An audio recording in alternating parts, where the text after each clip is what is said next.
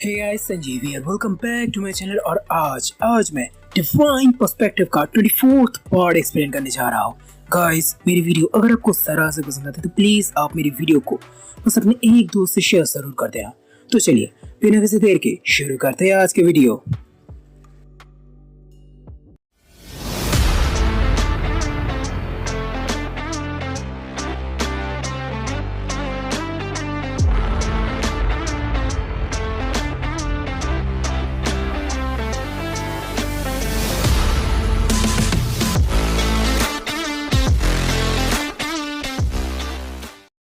तो गाइस, पिछले पार्ट के आखिर में हम सभी लोगों ने देखा था, देखकर अपने भैया की ताकत हो गया था हॉल मास्टर का डब्बा कल। समझ गए थे वो कि उनकी सारी जिंदगी की कल्टीवेशन है अपने भैया के सामने सिर्फ और सिर्फ एक धूल। डर के मारे महाशय पीछे हट रहे थे, तभी उन्हें पीछे से एक ताने वाली आवाज सुनाई देती है।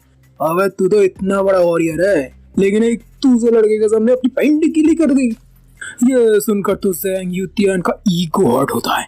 वो पीछे मुड़कर देखता है कि किसकी बम में इतनी दम है कि उससे इंसल्ट करे। जब वो पीछे मुड़ता है तब उसे एक बहुत बड़ा पहलवान देखता है, मानो तो उसके अंदर पहाड़ को भी हिलाने की ताकत मौजूद हो। ये था टॉर्सासेशन का टॉप हेवनली किंग, जिसे देखकर ज़ैंग युतियान पूछता, अबे तू यहाँ पर क्या कर रहा है? जवाब आता है, अबे मैं भी तेरी तरह इस छोरे को मारने आया हूँ।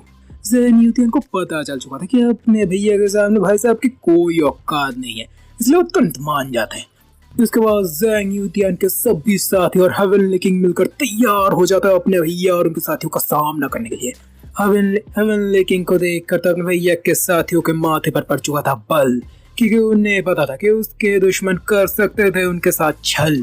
लेकिन अपने भैया तो अपने सभी भाइयों को कहता है, अबे चिल मारो भाइयों। और अपने भैया को इतना रिलैक्स देखकर हेवनली किंग को अपने भैया को ताने मान लगा है, लेकिन अपने भैया अभी भी चिल थे। और तभी वो आवाज देते हैं, ओ ताऊ जी जल्दी आओ जी। जिसके बाद वहां पर टपक पड़ते हैं ताऊ जी।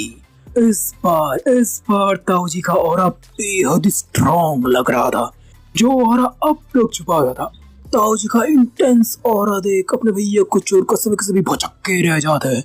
हेवनली किंग भी समझ जाते कि ताऊ जी को लल्लू पल्लू नहीं है, इसलिए वो पहले ही लगा देता है अपना पूरा दम, टिका के अपना बम, ताकि बाद में ना रह जाए कोई भी कम। वो जोर से दहाड़ता है, iron horror claw. Heavenly king का हमला ताऊ जी की तरफ बढ़ रहा था, लेकिन ताऊ जी तो ऐसे खड़े थे मानो पार्क में टहलने निकले। और हेवनली किंग के ताऊ जी के पास आते ताऊ जी एक ही झटके में उसके हाथ को पकड़ लेते हैं और अपने दूसरे हाथ से उसके पेट पे धरके दे देते हैं। ताऊ जी की मुक्के की ताकत इतनी ज्यादा थी कि हेवनली किंग की पेट के आते अंदर धंस जाते हैं और वो कई मीटर दूर खिसक जाता है। हेवनली किंग की ऐसी हालत देखकर सभी के तोते उड़ जाते हैं। ज़ाओ युतियान भी मन मन गाली देने लगता है, अबे साले नाम बड़े दर्शन छोटे। इसके बाद ताऊ जी अपने भैया और उनके दोस्त की तरफ मुड़ कर कहते हैं, बेटा यान ये बात तुम्हारे लिए मुसीबत खड़ी कर सकता है, तुम कहो तो इन सभी को निपटा दूं। लेकिन अपने भैया और उनके साथी तो कुछ बोलने के हालत में ही नहीं थे, क्योंकि ताऊ जी की ताकत देखकर चारों को तुम्हारा सदमा सा लग गया था। लेकिन वहां दूसरी तरफ हेवनली किंग भी समझ चुका था कि ताऊ जी भेड़ के खाल में भेड़िया है, इसलिए वो तुरंत अपनी पूरी ताकत बाहर ले आता है। अब सबको लग रहा था कुछ होगा, अब तो कुछ होके रहेगा। लेकिन अगले ही पल फिर पड़ता है ताऊ जी का मुक्का और सभी रह जाते हैं अक्का बक्का, क्योंकि ताऊ जी के इस दूसरे मुक्के से हेवनली किंग टपक चुका था। वह दूसरा हेवनली किंग को इतनी आसानी टपकते देख युतियान से अपने साथी को चिल्ला कर कहता है, अब निकल लो यहाँ से वरना हम भी टपक जाएंगे। युतियान के साथी भगते हैं यहाँ से, इससे पहले दिख जाए उन्हें यमदूत। लेकिन अपने भैया भी नहीं देते उन्हें कोई छूट, वो तुरंत ही युतियान पर हमला कर देता है। लेकिन युतियान भी था शातिर खोपड़ी, अपने आप को बचाने के लिए कुछ भी कर सकता था, इसलिए वो ऊशी को अपने सामने ले आता है और ऐसे ही ऊशी का बच्चा भी निपट जाता है। लेकिन ताऊ जी इतनी आसानी से युतियान को जाने नहीं देते, वो एक ही पल में युतियान के पास पहुंच जाते हैं। ताऊ जी की ताकत से तो युतियान पहले भौचक्का था ही, लेकिन उनकी रफ्तार से बेचारे एकदम पैंटी गीली हो चुकी थी। लेकिन भाई साहब को कुछ ज्यादा सोचने का मौका ही नहीं मिलता, क्योंकि अगले ही पल ताऊ जी उसे सीधा नीचे पटक देता है। जिसके बाद तो अपने भैया को साक्षात यमराज के रूप में देख बेचारे की तो पैंटी गीली हो चुकी थी। अपने भैया को तरह तरह के ऑफर्स देने लगता है, लेकिन अपने भैया सभी ऑफर्स कर देते रिजेक्ट और दे देते युतियान को उसका डेथ सर्टिफिकेट। लेकिन ब्लड हैंड हॉल को लगभग मिटाने के बाद भी अपने भैया और उनके साथी को चैन नहीं, क्योंकि उनके ऊपर अभी टॉर्स एसोसिएशन मौजूद है। असल में torques association blood hand hall से भी ज्यादा ताकतवर था। अब तक ईस्ट चाइना को लेकर उन दोनों में बहस इसलिए नहीं हुई थी क्योंकि इसमें दोनों पक्ष को काफी ज्यादा नुकसान पहुंचने वाला था।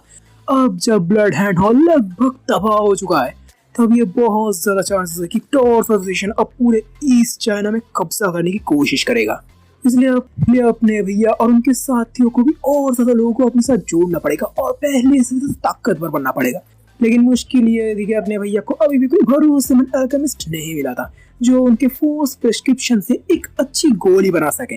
और अल्केमिस्ट का नाम सुनते ही ताओजी किसी छोटे बच्चे की तरह उछल कूद करने लगते हैं। मैं बना सकता हूँ गोली, मुझे वो फॉल्स प्रिस्क्रिप्शन दो ना, प्लीज दो ना। ये सुनकर अपने भैया चक्का होकर ताओजी को देखने लगते हैं। वो पूछते हैं, ओ ताओजी आप? तभी अपने भैया के सभी साथी भी बोलते हैं, ओ ताओजी ये कोई बच्चों का खेल नहीं है, अगर भूल से भी कोई भूल हो गई तो धमाका पहले होगा और जान बाद में जाएगी। हाँ, लेकिन ताऊजी इससे भी नहीं माने और फिर से अपने भैया के सामने मिन्नतें करने लगे और अपने भैया को भी पता नहीं क्या सोचकर ताऊजी को परमिशन दे देते हैं, जिससे ताऊजी किसी छोटे बच्चे की तरह खुश हो जाते हैं और चले जाते गोली बनाने। तभी अपने भैया के साथ उनसे पूछते हो, अबे तूने ये क्या किया? वो फॉल्सक्रिप्शन ऐसी को भी कोई चीज नहीं है जो किसी को भी दिया जाए। अपने भैया भी बोलते हैं, अबे चिल मारो यार, मुझे लगता है ताऊजी और काम के बंदे हैं। इसके बाद थोड़ी देर बाद ताऊजी ने बना लिया था अपनी पीली पीली गोली। इसे देखकर सभी ताऊजी की तारीफों के पुल बांधने लगते। ओ ताऊजी अब तो बड़े तुर्रम खा निकले। फिर अपने भैया को ये गोली ज्यादा असरदार नहीं लग रही थी, लेकिन ताऊजी को अपने काम पर पूरा विश्वास था, इसलिए वो एक गोली को टॉफी की तरह अपने मुंह में डाल लेते और उन्हें ये करते देख सभी के सभी तो भौचक्के रह जाते हैं। ओ ताऊजी आपने ये क्या किया? लेकिन ताऊजी तो कहते हैं, अबे नहीं, ये खाने में बहुत ज्यादा टेस्टी है। लेकिन अचानक से ही ताऊजी को कुछ एहसास होता है, जिसके तुरंत बाद अपने भैया को भी कुछ एहसास होता है। वो चिल्लाकर सभी को कहते हैं, अबे जल्दी निकल लो यहाँ से, ये छोड़ने वाले हैं। लेकिन इससे पहले सभी निकल पाते ताऊजी छोड़ देते हैं अपना बम मिसाइल, इससे सभी के सभी पहुंच जाते हैं अपने लिमिट लाइन। अब चाहे एक तरफ पहले वो ताऊजी के तारीफों के पुल बांध रहे थे, अब वो ताऊजी को भरी दोपहरी में गाली दे रहे थे, अबे साले इस बुड्ढे ने क्या बना दिया। लेकिन ताऊजी भी गुस्से में थे। वो साहू भैया को डांटते हुए कहते हैं, अबे साहू के बच्चे, तूने ये कैसा प्रिस्क्रिप्शन ले आया है? साहू ये भड़कते हुए कहते हैं, अबे इसके लिए मैंने अपनी जान तक निछावर कर दी है, ये कोई ऐसी वैसी चीज नहीं है। तभी अपने भैया उन दोनों भड़के हुए लोगों को शांत करवाते और कहते हैं, अबे रुक जाओ, प्रॉब्लम प्रिस्क्रिप्शन में नहीं है या फिर ताऊजी के अल्केमिस्ट में नहीं है, प्रॉब्लम अगर कुछ में है तो इस चीजों के इंग्रेडिएंट्स में है। तभी अपने भैया सभी को बताने लगते हैं, असल में ये पिल बनाने के लिए जिन सभी इंग्रेडिएंट्स की जरूरत है उन सभी इंग्रेडिएंट्स के कुछ में पॉइजन मिला हुआ है, इसलिए ये गोली उतनी भी असरदार नहीं है। ये सुनकर सभी अपना सिर खपाने लगते हैं कि अब आखिर वो करे तो करेगा। लेकिन तभी अपने भैया सभी को कहते हैं, अबे चिल मारो यार, मैं इस प्रिस्क्रिप्शन को ठीक कर सकता हूँ।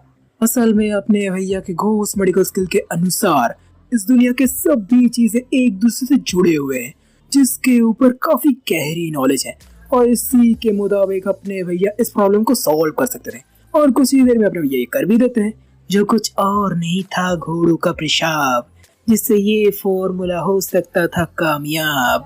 और फॉर्मूला मिलते ही ताऊजी फिर से किसी छोटे बच्चे की तरह खुश होते चले जाते हैं और कुछ ही देर में वो बना देते एक नई गोली जो अब था फुल प्रूफ रेडी। ताऊजी अपनी इस कामयाबी से बहुत ज्यादा खुश थे, लेकिन किसी को भी इच्छा नहीं थी उस गोली को टेस्ट करने की। और तो और सभी लोगों ने सोच लिया था कि न्यू कमर्स को इस गोली में मौजूद इंग्रेडिएंट्स के बारे में कदापि वो पता नहीं चलने देंगे। जब अपने भैया और उनके सभी साथी अपनी नई कामयाबी पर खुशी मना ही रहे थे, तभी अपने भैया को फैंग का कॉल आता है। अपने भैया थोड़े से निराश थे क्योंकि इतनी खूबसूरत लड़की हमेशा उसे काम के वास्ते फोन करती थी, लेकिन अब भाई साहब कर भी क्या सकते हैं, इसलिए मजबूरी में वो उनकी सारी बातें सुनने लगते हैं। तभी उन्हें फैंग बताती है, ये जितनी जल्दी हो सके ईस्ट चाइना फेडरेशन पहुंचो। ब्लड हैंड के अब कमजोर होने पर टॉर्सोएशन अब ईस्ट चाइना पर कब्जा करना चाहती है, इसलिए वो ईस्ट चाइना फेडरेशन पहुंच चुके हैं तुम्हें जितनी जल्दी हो सके वहां पर पहुंचना होगा। अपने भैया भी सारा मामला तुरंत समझ जाते हैं, इसलिए वो भी वहां पर जाने लगते हैं। वहाँ दूसरी तरफ ईस्ट चाइना फेडरेशन में हमें एक खूबसूरत लड़की दिखाई जाती है, लेकिन जो कहते हैं ना गुलाब में भी कांटे होते हैं, वैसे ये लड़की भी खूबसूरत है, लेकिन ये कोई अच्छी लड़की नहीं है, क्योंकि तभी हमें इनके सामने दिखाए जाते हैं कई सारे घायल लोग।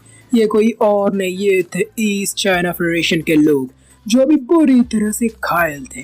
तभी उनके सामने मौजूद वो खूबसूरत लड़की यानी कि थर्ड हेवनली किंग उन सभी बूढ़े इंसानों को दहाड़ते हुए कहते हैं, अगर तुम लोगों ने हार नहीं मानी और टॉर्सोजेशन का साथ नहीं दिया तो बहुत जल्दी तुम लोग खत्म हो जाओगे।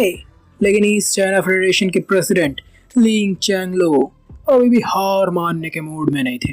वो दहाड़ते हुए कहते हैं, हम तुम्हारे सामने नहीं झुकेंगे। ये सुनकर तो उस खूबसूरत लड़की का ईगो हर्ट हो जाता है। वो उन्हें मारने के लिए आगे बढ़ ही रही थी, तभी वहां पर एंट्री होती है अपने भैया की। और अपने भैया को देखकर जहाँ ईस्ट चाइना फेडरेशन के लोग खुश थे, वहाँ हेवनली किंग और उनके सभी साथियों के तत्ते उड़ गए थे। उन्हें यकीन नहीं हो रहा था कि अपने भैया यहाँ पर जिंदा मौजूद है। अपने भैया को पता था कि हेवनली किंग और उसका साथी क्या सोच रहे हैं, इसलिए वो तुरंत अपने हाथ में मौजूद थैले को उनके सामने फेंक देते हैं, जिसके अंदर टॉप हेवनली किंग और यूतियान का कटा हुआ सिर मौजूद था, जिसे देखकर सभी के तोते उड़ चुके थे। किसी को यकीन नहीं हो रहा था कि अपने भैया ने इन दोनों को टपका दिया। लड़की को भी यकीन नहीं होता, वो दहाड़ते हुए कहता है, नामुमकिन, तुम एक पेशेवर इलम के वॉरियर हो, तुम कैसे एक हेवनली किंग को मार सकते हो। यही बोलते वो तुरंत अपने भैया के ऊपर हमला कर देते हैं, लेकिन अपने भैया इसके लिए पहले से ही तैयार थे। वो फिर से अपना वही टेक्निक आजमाते हैं। इस तकनीक से पहले उन्हें मेडिकल किंग के सभी साथियों को टपका दिया था। एक ही झटके में उनके चारों तरफ रोशनी के किरणों से बने मल्टीपल स्वॉर्ड घूमने लगते हैं और वो सीधा उस लड़की पर हमला करते थे। और इस हमले के आगे वो लड़की टिक नहीं पाती और एक ही झटके में वो थर्ड हेवनली किंग भी टपक जाता है। और अपने लीडर को एक ही झटके में निपटते देख बेचारे हेवनली किंग के सभी साथियों को तो खिक्की बन चुकी थी, इसलिए वो तुरंत ही वहां से भागने लगते हैं। लेकिन अब भैया किसी को वहां से भागने नहीं देते, वो एक एक को चुन चुन कर मार डालते, सिर्फ और सिर्फ एक को जिंदा रखते हैं और कहते हैं, देख मैं तुझे जिंदा छोड़ रहा हूँ बस एक ही वजह से कि तुम मेरा मैसेज उन सभी को पहुंचा सके कि अगले 10 दिन के अंदर टॉर्सोजेशन का पूरा नाम और निशान मिटा दूंगा मैं। और अपने भैया के छोड़ते ही वो आदिवासी से तुरंत भाग लेता है। अपने भैया के जीतने पर सभी अपने भैया के जयकारे लगाने लगते हैं। तभी ईस्ट चाइना फेडरेशन का प्रेसिडेंट कहता है, सर मैं वादा करता हूँ इसके लिए आपको एक बहुत बड़ा इनाम दूंगा। लेकिन तभी अपने भैया कहते हैं, अबे मुझे तुम लोगों से कोई इनाम नहीं चाहिए, मैं तुम लोगों से बस एक बात पूछना चाहता हूँ, क्या तुम टॉर्च एसोसिएशन जैसे सभी लोगों का साथ देना चाहते हो या फिर मेरे साथ इन सभी लोगों का सफाया करना चाहते हो। अपने भैया की ये बात सुनकर सभी के सभी एक पल के लिए सोच पड़ जाते हैं, लेकिन अगले पल सभी इसमें हामी देते हैं। सभी अपने भैया के जयकारे लगाने और कहते हैं, हाँ हाँ हम आपके साथ देंगे, हम आपके साथ हैं। इस बात से अपने भैया बहुत ज्यादा खुश हो जाते हैं। वह दूसरा उस आदमी के दौरान अपने भैया का मैसेज टॉर्च एसोसिएशन के पास पहुंच भी चुका था। वह दूसरा टॉर्च एसोसिएशन के मेन हॉल में हमें दिखाया जाता है एक हॉट एंड सेक्सी लड़की। ये थी ब्लैक विडो, टॉर्च एसोसिएशन की लीडर, और उसके साथ था बुद्धा की एक सस्ती कॉपी जिसका नाम था फ्यूरियस बुद्धा। जहाँ पर हम देखते कि अपने भैया का मैसेज उस आदमी की वजह से टॉर्च एसोसिएशन के पास पहुंच भी चुका था। जिसे सुनकर तो उस बुद्धा की सस्ती को भी बहुत ज्यादा गंभीर हो जाता है, लेकिन वो हॉट लड़की जिसका नाम ब्लैक विडो था वो तो बिल्कुल चिल थी। वो कहती है, अब फिक्र नॉट, मेरे पास उसके लिए बेहतर आइडिया है। इतना कहकर वो उस सस्ती कॉपी वाले बुद्धा के कान को फुसफुसाने लगते हैं। जो सुनकर उस बुद्धा की सस्ती कॉपी तो खुशी से बावला हो जाता है और तैयार हो जाता है अपनी प्यारी रखेल के साथ रंगोलियां मनाने, जिससे उनकी हॉट एंड सेक्सी रखेल भी तुरंत ही जाती है मान, क्योंकि अब वो इनडायरेक्टली लेने वाली है अपने भैया की जान। गाइस मुझे आज थोड़ी सी प्रॉब्लम है, इसलिए आज मैं इस तो मैं आपको सुना नहीं पाऊंगा। गाइस मेरी वीडियो अगर आपको जरा से पसंद आती है तो प्लीज आप मेरी वीडियो को बस अपने एक दोस्त से शेयर जरूर कर देना। तो चलिए आज के लिए विदा लेता हूँ आपसे।